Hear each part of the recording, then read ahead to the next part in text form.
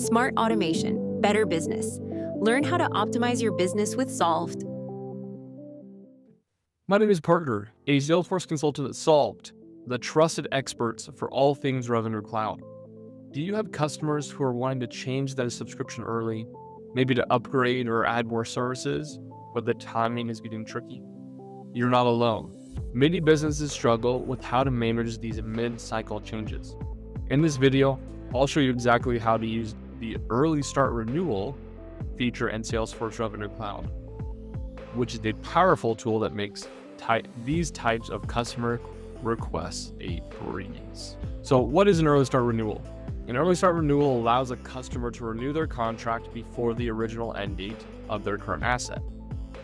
This is especially useful when a customer wants to change their product or service mid-term, for example, by upgrading to a higher tier package or increasing their user licenses. Instead of waiting for the contract to expire, you can initiate a new contract immediately. The key is the new contract, or in this case assets, will take effect on a new earlier start date, which you can specify. This process also ensures that any remaining value from the original unused asset is credited back to the customer, so they aren't paying twice for the same service. This flexibility is a huge win for both you and your customer. It's all about maintaining a strong customer relationship and making it easy for them to do business with you. The process in Revenue Cloud is pretty straightforward. First, you'll identify the specific asset or subscription on the account you're wanting to renew. You'll check the box and click Renew. You'll see that you have two options here. The first one is an automatic renewal. This will take the end date of the renewal with the renewal term that has been specified and create your renewal quote and opportunity. There's a second option that allows you to have an override renewal term. This allows you to set the renewal term to a custom date along with the renewal term end date. In this case, I'm going to exit back here. You can see that our end date is July 31st, 2026. So what I want to do is I'm going to push this back. We're wanting to renew on May 1st. But keep the same term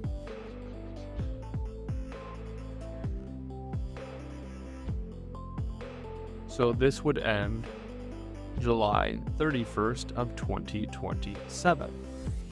This will give me 14 months and essentially show the change. And actually we're gonna do April 31st specifically to show you the difference in value that is credited back. So we now have the renewal quote with the renewal opportunity that has been generated. We come here to the lines, we will see this was originally $1,000, as you can see here in the list price, and now we have a net total price of $747, which is the credited amount from the Early Start Renewal.